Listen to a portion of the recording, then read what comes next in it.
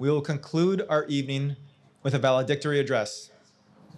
The valedictorian was chosen by his peers to represent them at graduation and give a final salutation. The valedictorian will also receive a watch from the college. When Mark is ready, I will ask him to please come forward to begin his address. Mark?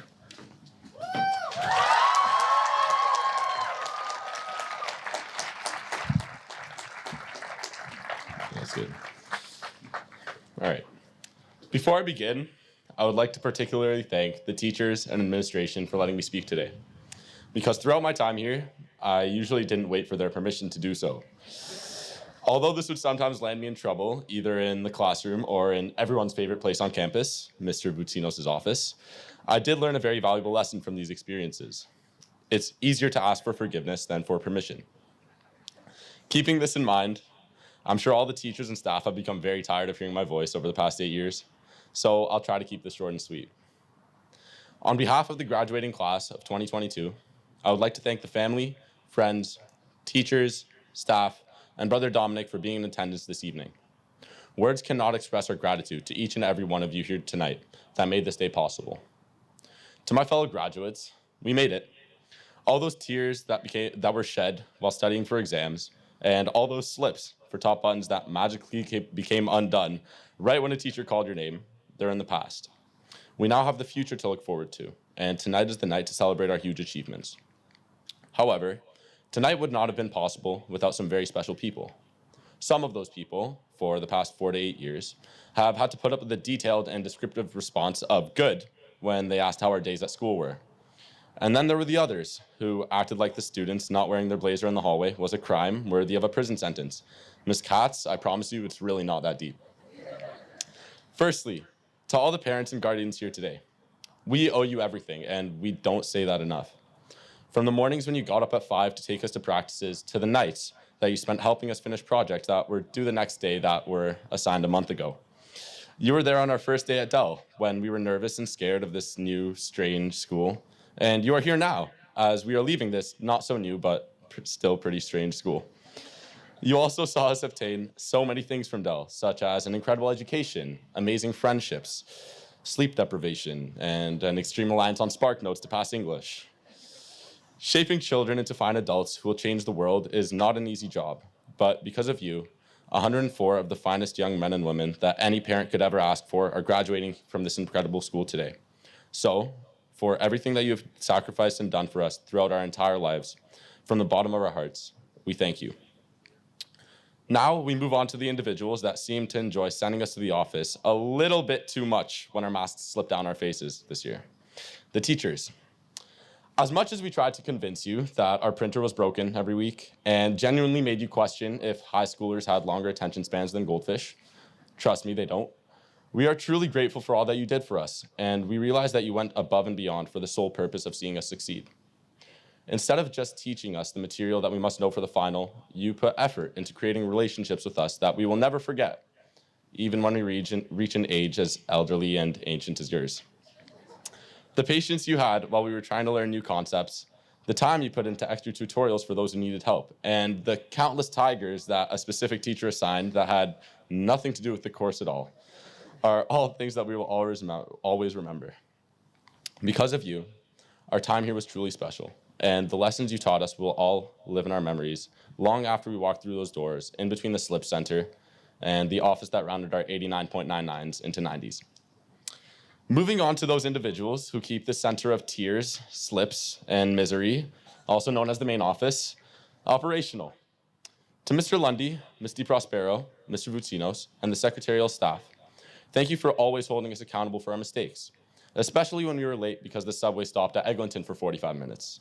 You're completely right. We should have told the driver to hurry up. On a serious note, it takes a lot of effort and commitment to keep this boat moving forward, and all that you've done for us during our time here will not be forgotten. A special thank you is also in order to the amazing people working in the guidance office, especially the guidance counselors, Mr. Stratton, Ms. Williams, Ms. Richards, and Ms. Pollock, who over the last year have worked tirelessly to ensure that our OUAC marks were an incredibly accurate representation of our actual marks. That office has hosted countless meetings, many tears, and a lot of conversations that started with, "So, I need another 2%. But we wouldn't be where we are today without you. Seriously, we wouldn't. So we owe you one, or two, maybe more. Now, we can never capture the full Dell experience without mentioning the heart and soul of our school, Brother Dominic. I will never forget how you walked into my French exams to take the pencil out of my hand and fix one of my answers out of pure pity, even though you knew it probably wouldn't affect the end result anyways.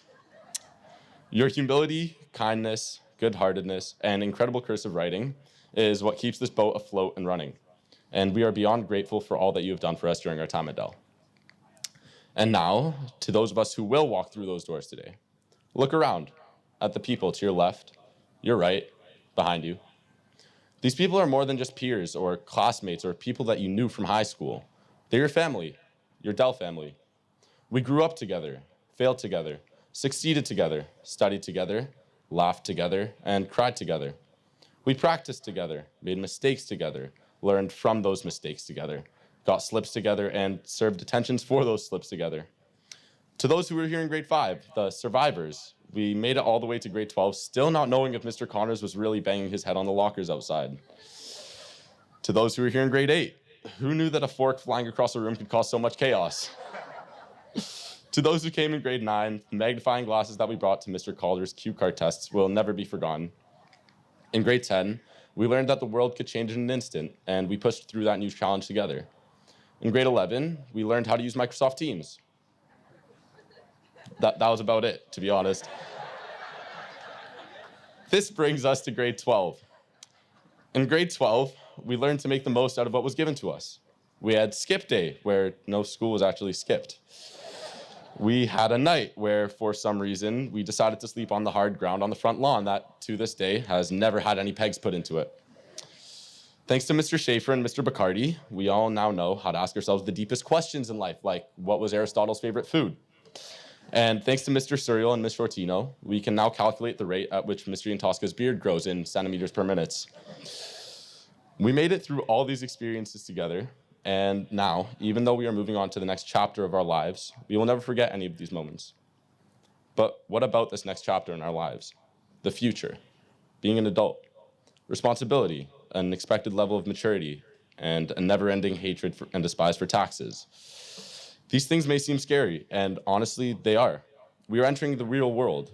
Our problems will be greater than what our mark was on the last unit test, or if we will be late for school that day. But we are ready. Every single one of you here today is ready. And not just ready to survive, but ready to thrive and be successful in everything you do. Don't be scared. Be excited for what you will face. You can do anything you put your minds to, and I can't wait to see the places you'll go. Just never forget to be dexterous and deft, and never mix up your right foot with your left. And will you succeed? Yes, you will indeed. 98 3/4% guaranteed. Kid, you'll move mountains.